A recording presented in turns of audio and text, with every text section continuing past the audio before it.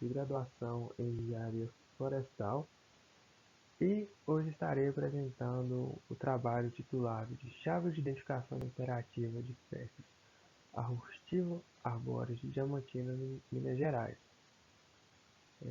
tendo como outro autor o professor do Departamento de Engenharia Florestal, Evandro Luiz Machado Mendonça.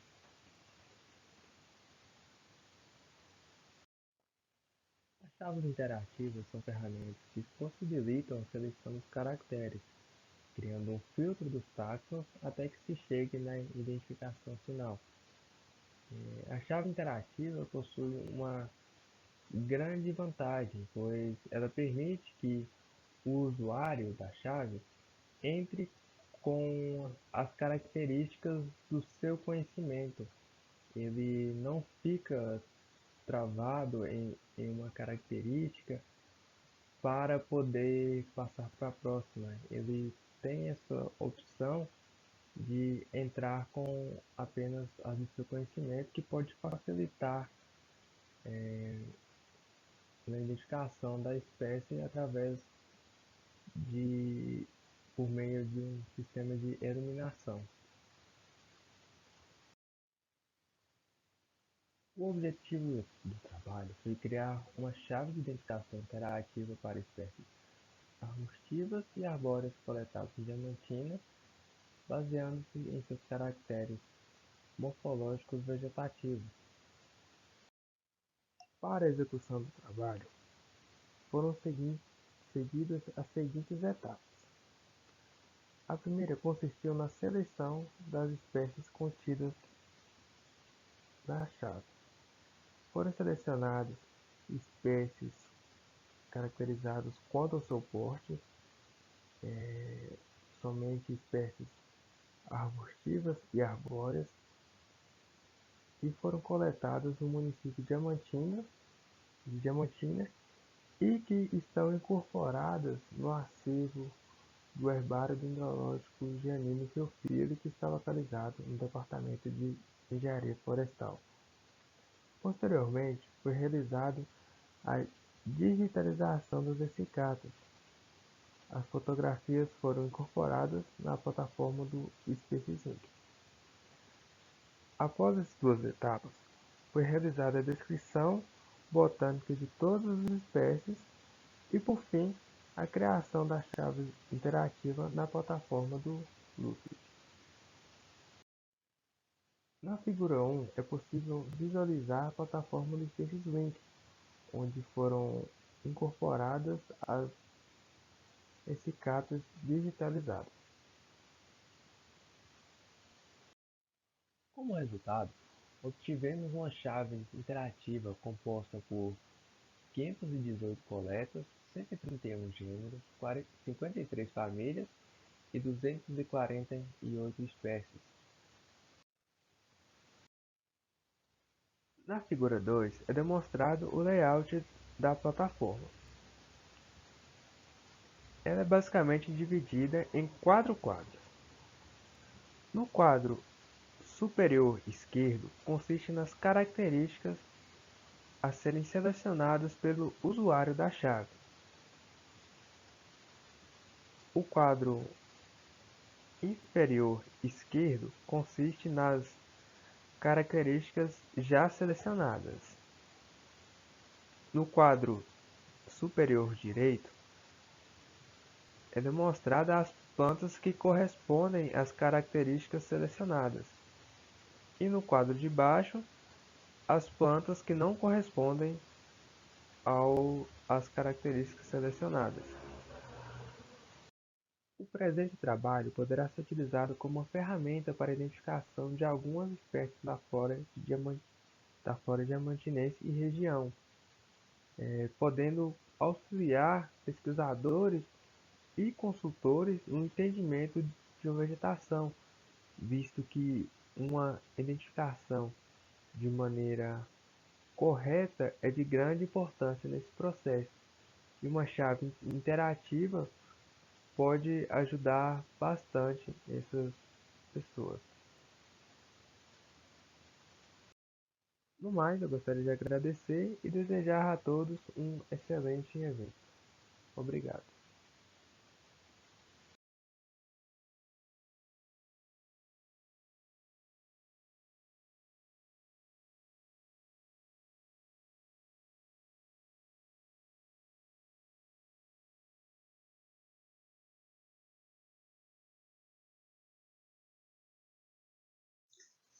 O MIP, Manejo Integrado de Pragas, é uma filosofia que busca, aperfeiçoar o controle de pragas integrando diversas ferramentas de controle.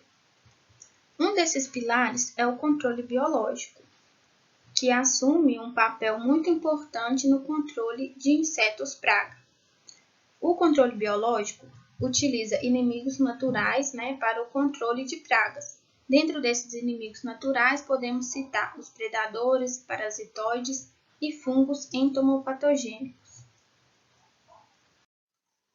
O sucesso do uso de agentes de controle pode ser variado de acordo com vários fatores, e um deles é o comportamento de defesa da praga.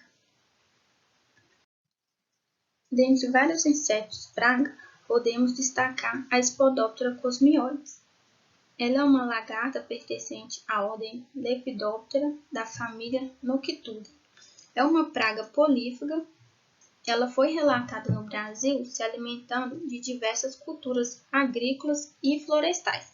Dentre elas, podemos citar a soja, o feijão, o algodão e também o eucalipto. Dentre diversos inimigos naturais da Spodoptera cosmioides, temos o percevejo predador Podísio saster. Ele é um predador da ordem Hemiptera, da família Pentatonidae, subfamília Azopina. É um predador generalista e alimenta-se principalmente de imaturos da ordem Lepidoptera e Coleoptera. Ele apresenta um grande potencial para o controle dessas lagartas em campo. Então, esse trabalho teve como objetivo, averiguar se lagartas da espécie Spodoptera cosmioides apresentam estratégias de defesa contra o percevejo predador Podísio saster.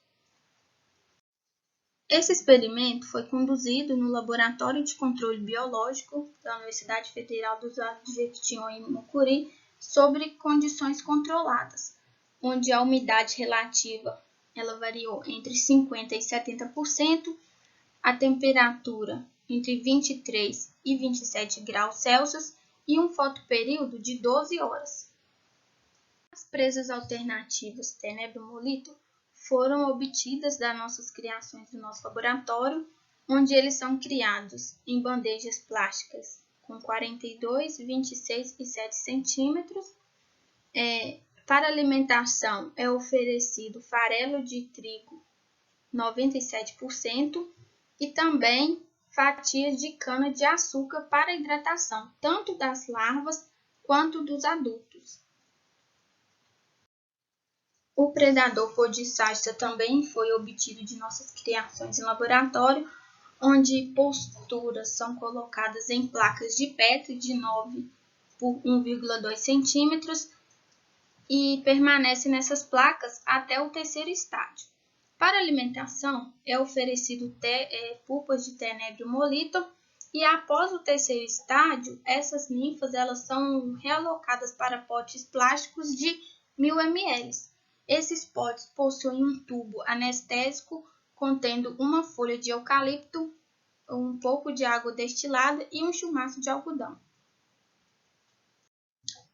As lagartas são criadas em potes plásticos de 200 ml e elas ficam nesse potinho até a fase adulta. E para alimentação, elas se alimentam com uma dieta artificial e após o estágio adulto, elas são realocadas para tubos de PVC contendo 20 centímetros de diâmetro e para alimentação é oferecido uma solução açucarada. O bioensaio. Então, o experimento ele foi composto por 5 tratamentos e 5 repetições, sendo ninfas de Podicasta do segundo estágio, ninfas de terceiro, ninfas de quarto, ninfas de quinto e a fase adulta, sendo que cada repetição ela continha 3 percevejos do podísio mais uma lagarta da Spodoptera cosmioides.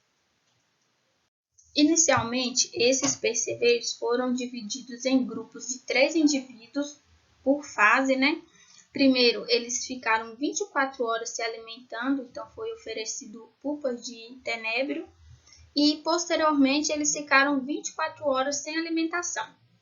Após essas 24 horas, eles foram relocados para um pote plástico de 500 ml, onde continha 3 percevejos e uma lagarta, e aí foi observado durante 6 horas consecutivas todo o comportamento dessa lagarta e dos percevejos. Então, esses comportamentos foram anotados e, posteriormente, foi construído um ectograma com os comportamentos. E, como resultados, foi possível observar que ninfas de segundo e terceiro estágio do predador, elas evitavam confrontos diretos com a lagarta, onde que é possível observar nessa figura 1B e 1C, onde as ninfas elas estavam distantes da lagarta, e em alguns casos as ninfas até se aproximavam da Spodoptera, mas elas acabavam recuando e não arriscavam novas investidas subsequentes, como é possível observar nessa figura 1A, onde a ninfa até se aproximava, mas ela evitava um confronto e posteriormente se afastava. Inicialmente, a lagarta ela explorava o ambiente, mas em seguida ela acabava permanecendo estática. Então, isso também pode ter resultado em não aproximação das ninfas, pelo fato da lagarta se manter estática e perceber os predadores, a movimentação da presa ela acaba sendo um estimulante para que ele possa atacar a mesma. Na figura 2, já estão representados na figura 2A, ninfas do quarto estágio, 2B, adultos, e na figura 2C, ninfas de quinto estágio. É possível observar que as regiões mais atacadas da lagarta por essas fases foram a região final do abdômen e a parte superior próximo à cabeça. Essas ninfas até tentaram predar a lagarta pela parte mediana, mas elas eram repudiadas quase que imediatamente. E também outro comportamento muito comum foi que quando as ninfas se aproximavam, a lagarta ela apresentava comportamento de defesa ativo, então ela tentava atacar essas ninfas com suas mandíbulas. E dentre os comportamentos que mais ocorreram foram a lagarta, ela tentava atacar essas ninfas com suas mandíbulas.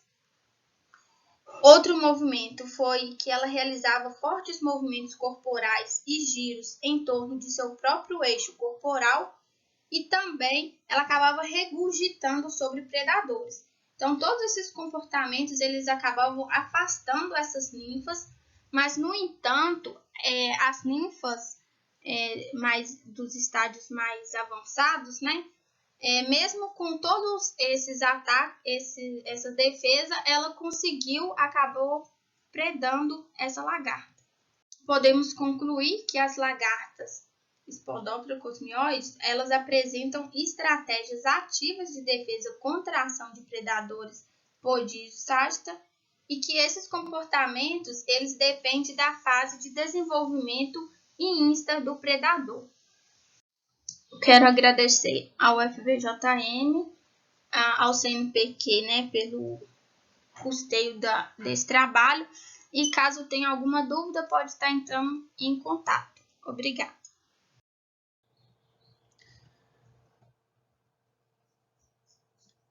Boa tarde, eu sou Wesley Viganò Esperandil, sou engenheiro florestal e faço parte do programa de pós-graduação em ciência florestal aqui da Universidade Federal dos Vales do Jequitinhonha e do Mucuri.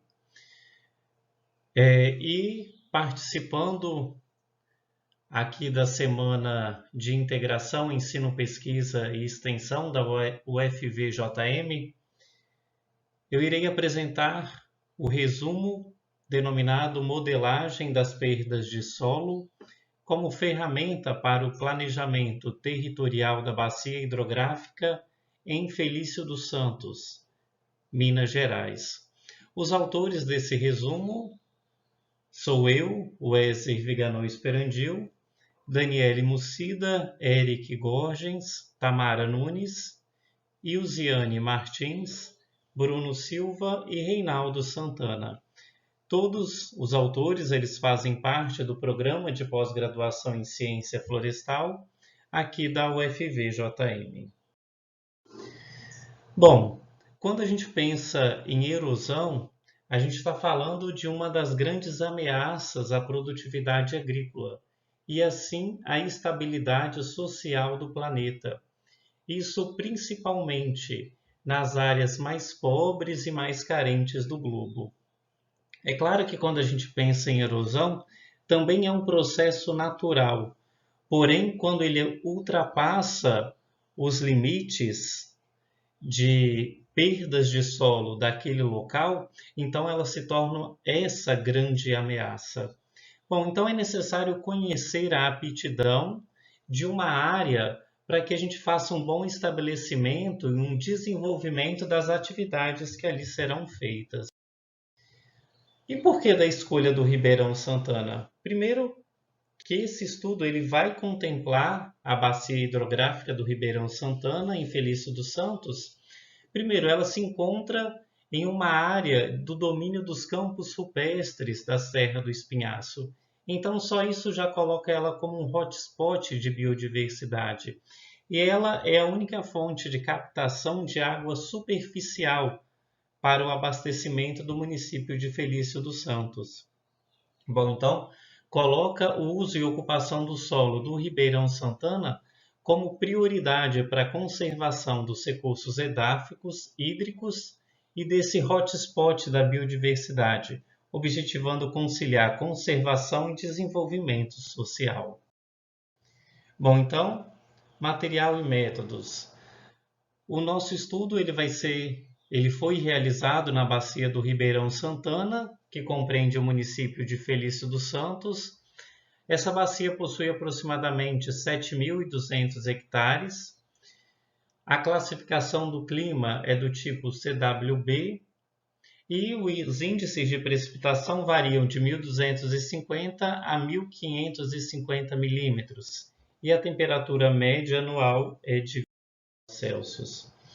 Aqui nós podemos observar a localização da subbacia do Ribeirão Santana, aqui no estado de Minas Gerais, e aqui a gente observa essa bacia hidrográfica. Bom, para perdas de solo, nós utilizamos a Equação Universal de Perdas de Solo, a USLE, aplicada em ambiente SIG, no software QGIS 3.0. Esse modelo ele é configurado por essa equação, onde se tem a perdas de solo, índice de erosividade da chuva, fator de erodibilidade do solo, fator topográfico, fator de uso e manejo do solo e fator de práticas conservacionistas. Nessa área nós temos 4 tipos de solo, sendo neossolo litólico, argissolo vermelho-amarelo, latossolo e cambissolo áplico. Aqui nós vemos o fator LS, o fator topográfico. Nós vemos aqui o uso e ocupação do solo. Nota-se uma grande presença de vegetação nativa, que é esse verde, e também de pastagem, que é essa lá. Aqui nós observamos o mapa de perdas de solo. A gente pode notar que as perdas de solo, primeiro Por esse mapa, a gente observa essa variação espacial. Então, o programa de perdas de solo feito em programa de SIG nos dá essa observação, que é a espacialização. 10,36% da área, as perdas de solo são superiores aos limites considerados aceitáveis para as classes de solo. Essas áreas, de maneira geral, elas estão localizadas na região central e na região norte da bacia e tem por características uma declividade acentuada combinada com o uso de pastagem ou solo exposto. A região sul, ela é predominantemente coberta por vegetação nativa e por pequenas áreas de uso antrópico. Ela possui valores toleráveis de perdas de solo, exceto em pequenas áreas de pastagem. Bom, então, nessa bacia, a pastagem é um uso do solo que merece atenção, por estar associado às maiores perdas de solo. Então, a erosão, ela é preocupante, ela pode ser preocupante por essa perca da capacidade produtiva do solo, e assim, tendo o assoreamento do Ribeirão Santana, em que você vai perder tanto quantidade quanto qualidade de água.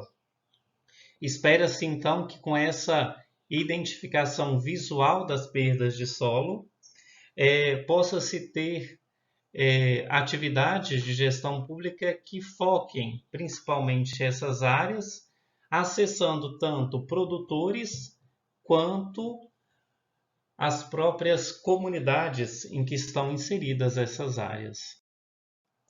Nós agradecemos à Universidade Federal dos Vales do Jequitinhonha em Mucuri, agradecemos a CAPES e agradecemos ao Núcleo de Estudo, Pesquisa em Zoneamento Ambiental Produtivo, NEPZAP.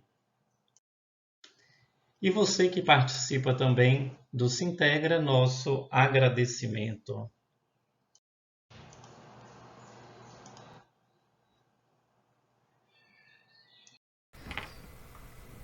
Olá, me chamo Leniele Ferraz Barbosa, sou bolsista do projeto intitulado como Relação entre o Nível de Atividade Física e Estado de Humor em Estudantes do Instituto de Ciências Agrárias da UFVJM. Bem, antes de tudo, é importante que nós conseguimos entender alguns conceitos relacionados à ansiedade e à depressão. A ansiedade, ela consiste numa emoção própria da vivência humana. Ela é natural, ela é fundamental à nossa autopreservação. Mas quando é muito frequente e intensa, torna-se um transtorno, podendo causar angústia, sofrimento e gerar sintomas como de incerteza, pavor, medo, que impactam na qualidade de vida das pessoas. É comum pacientes com ansiedade apresentarem outros transtornos, como transtorno da ansiedade generalizada, transtorno do pânico, transtorno de ansiedade social e transtorno do estresse pós-traumático. Agora, já a depressão é uma condição caracterizada pela permanência por mais de 2 semanas consecutivas de sintomas como tristeza, perda de interesse, mudança de apetite, fadiga, problemas com sono, sentimentos de inutilidade ou culpa, dificuldade de concentração e, em casos mais graves, até pensamento suicida. Mesmo apresentando sintomas distintos, a ansiedade e a depressão ela tem algo em comum, que é a interferência do eixo hipotálamo-hipófise adrenal, que culmina na secreção aumentada do hormônio cortisol, que é o nosso hormônio do estresse. Em indivíduos saudáveis, o eixo HPA responde a estressores agudos, liberando uma série de hormônios e neuroesteroides, que permite que o indivíduo reaja com a resposta fisiológica apropriada. Mas quando o estresse agudo ocorre, o hipotálamo libera o HLC na hipófise anterior, que libera o ACTH, que atua na glândula suprarrenais, liberando cortisol, que através de um feedback negativo suprime a atividade do eixo HPA. Porém, quando há desregulação desse feedback negativo no eixo HPA, ele vai levar à hipercortisolemia, ou seja, a produção excessiva do cortisol. Além disso, a relação bidirecional que existe entre esses transtornos afetam e são afetados pelo estado de humor do indivíduo e pelo nível de atividade física. Muitos estudos apontam que a possibilidade de pessoas fisicamente ativas, independente da idade, eles apresentam uma saúde mental melhor do que os sedentários. Também é importante ressaltar, né, que durante a vida universitária, cerca de 80% dos estudantes exprimem situações de estresse diário, ou seja, né, são mais propensos até aquela desregulação no feedback negativo, levando a uma descarga de cortisol muito alta todos os dias no corpo. E esses transtornos da ansiedade e depressão, que são desenvolvidos através desse elevado nível do cortisol, eles podem afetar o rendimento acadêmico, porque eles podem prejudicar a atenção, o foco. E nesse sentido, nós podemos observar que nos últimos anos tem se observado um elevado índice de retenção e evasão nas universidades, estando a Universidade dos Vales do Jequitinhonha e Mucuri com taxas de evasão entre 4% a 10% no período de 2008 e 2018 nos cursos de graduação. E tendo em vista, né, então, essa alta propensão que os estudantes têm de desenvolver esses transtornos e que esses transtornos podem prejudicar a sua atenção e foco e dessa forma afetar o seu rendimento acadêmico, a gente consegue relacionar, então, isso com o elevado índice de retenção e evasão nas universidades. Com isso, o nosso trabalho objetivou avaliar, né, por meio de questionário online que foi disponibilizado na plataforma Google Forms, o estado de humor, ansiedade, depressão e nível de atividade física em estudantes do Instituto de Ciências Agrárias da UFVJM no campus de Unai. Os participantes que foram convidados a participarem dessa pesquisa, né, foram estudantes com idade superior a 18 anos. Como instrumento de avaliação, nós usamos os questionários e para a avaliação da ansiedade e depressão foi utilizada a versão adaptada para a língua portuguesa do Drapeson Anxiety and Stress Scales, mais conhecido como DASS-21. O instrumento consiste, então, em 21 questões que se subdividem em 3 subescalas, ansiedade, depressão e estresse, pontuadas em escala Likert de 4 pontos. Para a avaliação do estado de humor, foi utilizado o Profile of Mood States, que é um questionário de 42 itens que permite mensurar sentimentos de tensão, depressão, raiva, vigor, fadiga, confusão e distúrbio total do humor. A atividade física, ela foi classificada através do Questionário Internacional de Atividade Física, o IPAC, na versão curta. Este instrumento é composto por 7 questões que permitem estimar o tempo despendido semanalmente em diferentes intensidades para a atividade física. Para a estimativa da prevalência de ansiedade, depressão, estado de humor e o nível de atividade física, seguiu o recomendado, né, dos respectivos instrumentos. Dessa forma, cada variável apresentará um valor numérico que será condizente com o nível ou intensidade observada para aquele parâmetro. Após calculados os scores de cada variável, os dados foram submetidos ao tratamento estatístico utilizando o software Review State 3.0, que serão realizados testes, né, de correlação entre as variáveis. Então, como resultado da nossa pesquisa, né, a gente teve a participação de 47 estudantes, sendo 1 da agronomia, 2 da engenharia agrícola e ambiental, 4 da zootecnia e 40 da medicina veterinária. E a média de idade dos participantes foi de 22,3 a 20 anos. Observou-se, então, nos resultados, né, que houve maior prevalência da ansiedade, depressão e estresse nos estudantes do sexo feminino, com uma prevalência menor do que 0,05. Adicionalmente, também observou-se, né, que o nível baixo de atividade física ele foi maior em mulheres, enquanto nos níveis moderados e alto ele foi maior em homens. E os resultados são muito interessantes, né, porque eles comprovam a relação entre a prática de atividade física e a incidência de ansiedade e depressão. Porque em nossos resultados observamos que mulheres apresentam maior propensão à ansiedade e depressão ao mesmo tempo que apresentam menores valores de atividade física nos níveis moderado a alto em relação aos homens. E a literatura nos mostra que mulheres elas são naturalmente mais propensas a transtornos como ansiedade e depressão, bem como as alterações do estado de humor em comparação aos homens. Tal fato ele pode ser justificado devido aos fatores biológicos, hormonais e sociais, assim devido às flutuações dos níveis de hormônios gonadais e a carga social que a mulher enfrenta em cuidar da família, estudar, planejar uma carreira, trabalhar, pode justificar, né, esse comprometimento emocional psicológico. No nosso presente trabalho, a gente avaliou uma pequena amostra de estudantes do curso das Ciências Agrárias e podemos observar o alto índice de ansiedade e depressão, colocando em risco o andamento acadêmico do aluno e, em casos mais graves, até sua própria vida. Então, para evitar que esses jovens cheguem aos seus limites, né, porque já sabemos então que é um problema latente desse estresse diário nas universidades, é importante as faculdades e as universidades poderem revisar a sua rotina, as suas metodologias de ensino e promover mais discussões sobre os temas de depressão, estresse e suicídio. Porque há 5 anos atrás ainda era um tabu falar desses temas. Porém, eu vejo o debate com os bons olhos, pois se não falarmos disso, a impressão é de que o problema não existe. E se não existe o problema, não temos como solucioná-lo.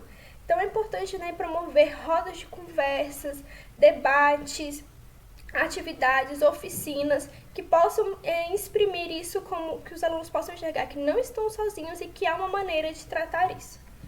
Então, eu deixo aqui o meu muito obrigada. Eu espero que o nosso trabalho possa contribuir para que cada dia mais a nossa vivência na universidade seja mais positiva. Muito obrigada a todos. Olá, meu nome é Vitória Aparecida Porto Lima e hoje eu vou estar apresentando o trabalho Saúde e Segurança do Trabalhador Rural no Brasil e Canadá. Esse trabalho teve a colaboração do professor Altamir Fernandes de Oliveira, do discente de doutorado Deilson de Almeida Alves, do discente de graduação Anderson Fernandes Lima e do discente de mestrado Ítalo Jesus Silva. Eu faço parte do curso de agronomia. Então, o trabalho rural, ele é considerado um dos que mais trazem riscos de acidentes e doenças para os trabalhadores, principalmente os jovens, e principalmente nas lavouras. Os riscos aumentam a cada dia com o uso de defensivos agrícolas e maquinário.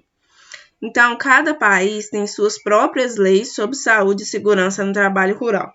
E buscar compreender a relação e as diferenças entre essas leis com o Brasil é de extrema importância para verificar se o país teve um avanço ou retrocesso nas questões das políticas públicas aplicadas, na questão da saúde e segurança do trabalhador rural, como empregador, o que o empregador está fornecendo para os seus empregados.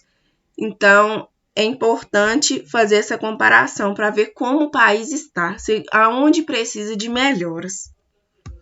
Então, o objetivo desse trabalho foi analisar como são as condições de trabalho dos trabalhadores rurais, buscando contribuir para o estado da arte e a conscientização sobre o assunto, e também comparar os incidentes ocorridos tanto no Brasil quanto no Canadá.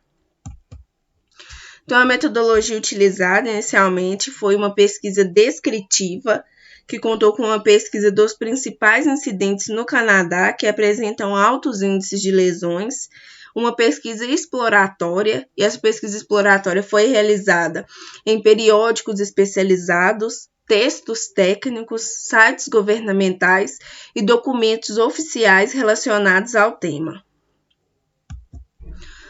Sobre os resultados obtidos, no Brasil, observa-se a ocorrência de 55% de acidentes de trabalho relacionados com crianças e jovens.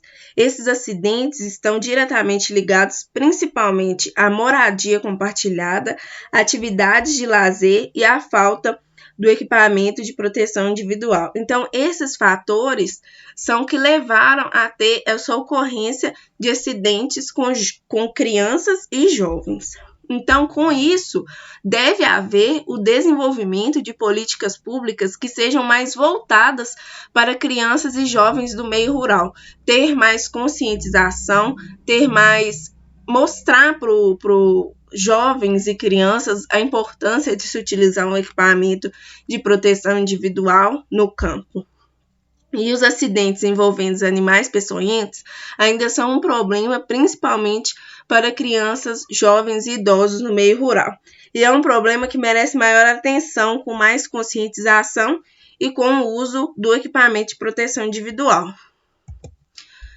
Já no Canadá, jovens e adultos que trabalham no setor agrícola apresentam altos índices de lesões. Essas lesões, elas estão diretamente ligadas com a manutenção de trator, operação de trator, tarefas com animais de grande porte, atividades de manutenção de rebanho e atividades veterinárias foram identificados como fatores de risco para acidentes agrícolas. Então, os riscos de acidentes agrícolas entre jovens e adultos em fazendas estão diretamente relacionados às quantidades e tipos de exposição ao trabalho agrícola em que os jovens se envolvem.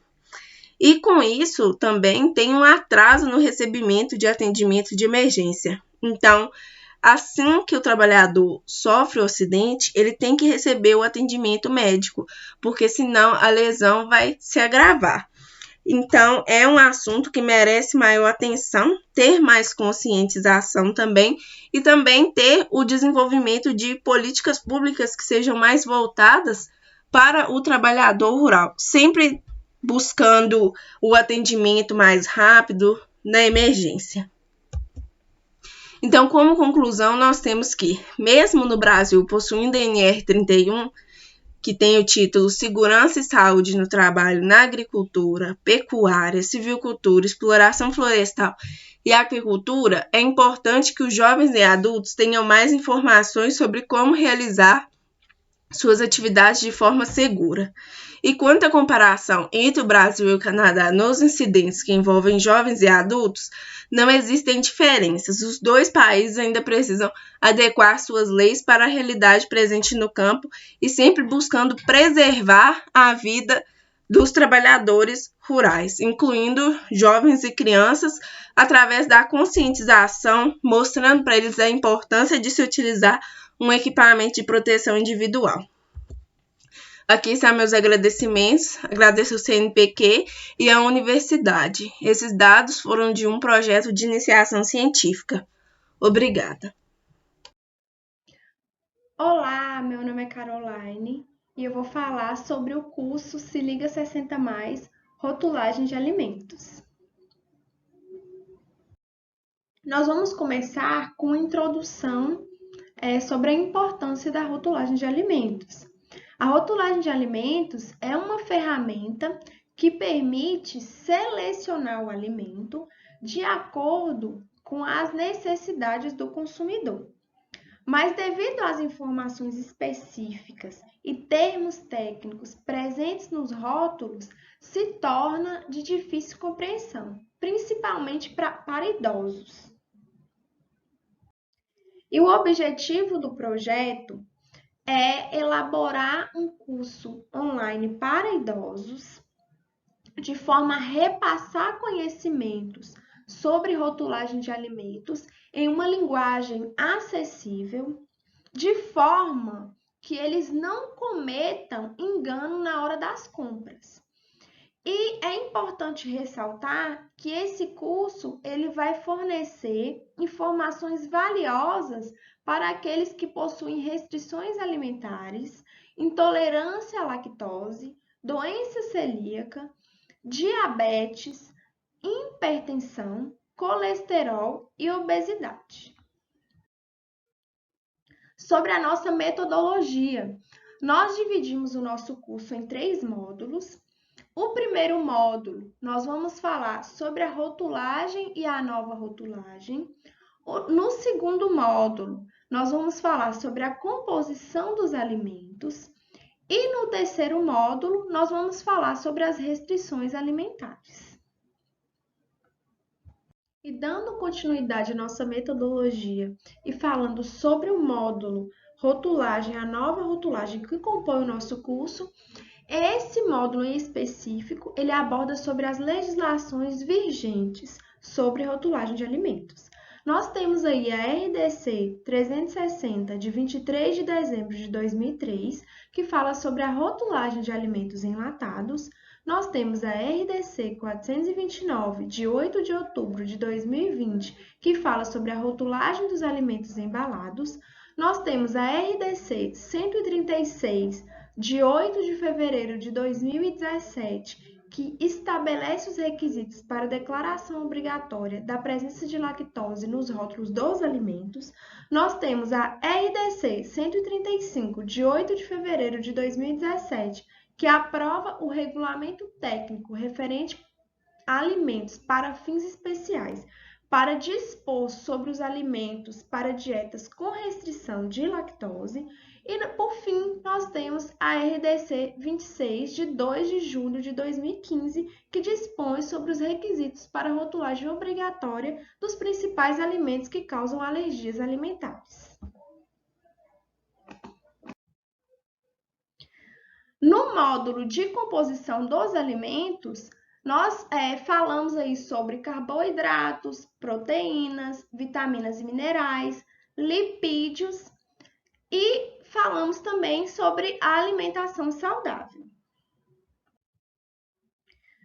No módulo de restrições alimentares, nós falamos sobre as patologias nutricionais e cenário alimentar, sobre a diabetes, sobre o colesterol, sobre a obesidade e sobre a hipertensão.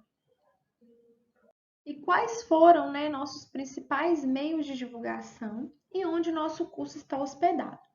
Nós entramos em contato com algumas secretarias de saúde, como da cidade de Janaúba, Montes Claros, Porteirinha, Mato Verde, Diamantina, Belo Horizonte, via e-mail. E nós divulgamos também nosso curso através do Instagram. Nós enviamos o convite a algumas páginas voltadas para a rotulagem de alimentos. E sobre onde nosso curso está hospedado, é na plataforma EAD Guru. Os nossos resultados, Portanto, espera-se que esse curso cumpra com seu principal objetivo, que é o repasse de conhecimento aos cuidadores de idosos e profissionais da saúde, familiares dos idosos, idosos e público em geral. A nossa conclusão é que concluímos que o curso Se Liga 60+, Rotulagem de Alimentos, vai instruir os idosos a escolher os alimentos que atendam às suas necessidades através da rotulagem. Os meus agradecimentos ao FVJM, à PROEX e a toda a equipe do curso Se Liga 60+, Rotulagem de Alimentos. Bom dia, meu nome é Jéssica. Eu sou doutoranda do Programa de Biocombustíveis da Universidade Federal dos Vales de Jequitinhonha e Mucuri. E hoje eu vou apresentar o trabalho intitulado Avaliação de Metodologias de Inoculação e da Temperatura no Processo de Infecção e Desenvolvimento do Penicillium em Limões, que é de autoria minha, do Marcelo Luiz de Laia e da Janaína Fernandes Gonçalves, ambos docentes da UFVJM. Bom, o Penicillium ele é um gênero composto por espécies de fungos mesófilos. Espécies desse grupo elas podem ser responsáveis pelo bolo verde do citros pós-colheita, que é capaz de ocasionar grandes perdas tanto no transporte, armazenamento e comercialização dos frutos. O fungo ele é considerado um oportunista, ou seja, ele aproveita-se de portas de entradas, tais como ferimentos, para infectar os frutos.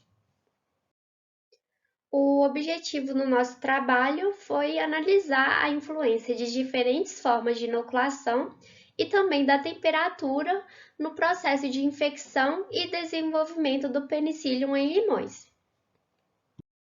Em relação à metodologia, nós conduzimos o experimento ENDIC, esquema fatorial, composto por 2 fatores. O tratamento, que foi inoculado com ferimento, inoculado sem ferimento e sem inoculação, e a temperatura de incubação, que foi 8 graus Celsius e 28 graus Celsius. O isolado de Penicillium, obtido a partir de um limão com sintomas do bolo verde, ele foi multiplicado em meio de cultura BDA e incubado a mais ou menos 24 graus Celsius, fotoperíodo de 12 horas, por 7 dias. Com auxílio de uma agulha hipodérmica, esporos do fungo em placa de Petri foram coletados e inoculados em 5 pontos equidistantes na região do pedúnculo até atingir a polpa do fruto. Para a metodologia de inoculação sem ferimento, o patógeno ele foi depositado na superfície do fruto por meio da transferência de esporos com auxílio de um pincel. E o tratamento controle consistiu em limões sem contato com o patógeno. Os frutos inoculados e controle, eles foram mantidos em câmeras úmidas feitas de mangas plásticas devidamente identificadas e contendo um chumaço de algodão umedecido que foi para favorecer o desenvolvimento do patógeno. Posteriormente, as amostras elas foram incubadas em câmara de crescimento do tipo BOD a temperatura de 8 graus Celsius e 28 graus Celsius, fotoperíodo de 12 horas durante 7 dias. Os frutos eles foram avaliados quanto à presença do sintoma de podridão, que é característico da infecção causada pelo penicílio. Os resultados permitiram verificar que os frutos não inoculados, os inoculados com ferimento e os inoculados sem ferimentos, mantidos a 8 graus Celsius, não desenvolveram sintomas da doença.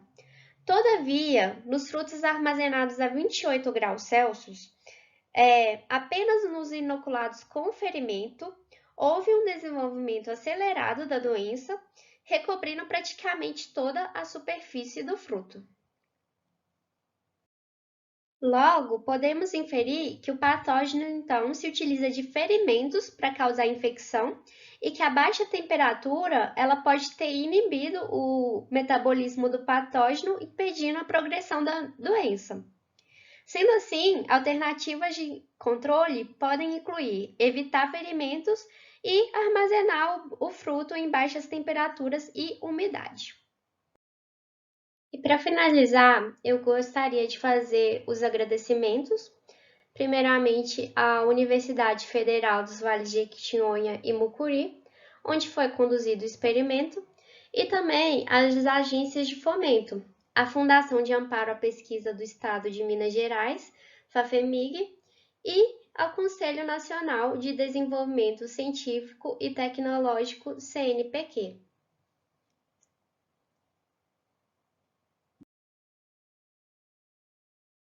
Olá, sou Maicon e irei apresentar um trabalho de revisão bibliográfica sobre a importância de se conhecer os limites de consistência e a umidade ótima de compactação de solos agricultáveis.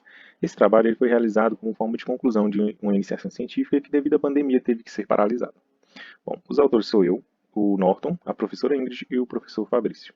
Geralmente, o cultivo do solo tende a melhorar suas propriedades químicas. Entretanto, o mesmo não ocorre com as suas propriedades físicas, pois essas acabam piorando devido a alterações que ocorrem, como o aumento da sua densidade, redução dos macroporos, redução da taxa de infiltração de água e tamanho de agregados.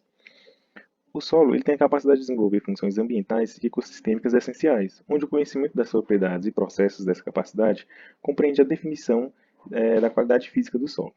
A avaliação dessa qualidade física ela tem se tornado mais significativa por se tratar de um componente primordial na sustentabilidade e manutenção dos sistemas agrícolas de produção, pois conforme o solo é exposto ao uso agrícola, ele acaba ocorrendo alterações nas suas propriedades físicas que são prejudiciais ao desenvolvimento vegetal. Com o início da mecanização na agricultura brasileira, veio também a preocupação a respeito da compactação causada pelo tráfego de veículos. Um dos fatores preocupantes são as alterações causadas nas propriedades físicas do solo, mesmo com o emprego de técnicas conservacionistas, por exemplo, no sistema de plantio direto, onde a principal causa de compactação é justamente atribuída ao tráfego do maquinário agrícola mais pesado.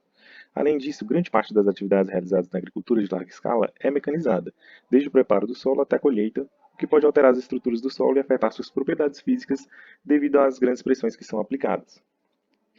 Por apresentarem características e propriedades diferentes, os solos manifestam comportamentos diferentes quando expostos à compactação.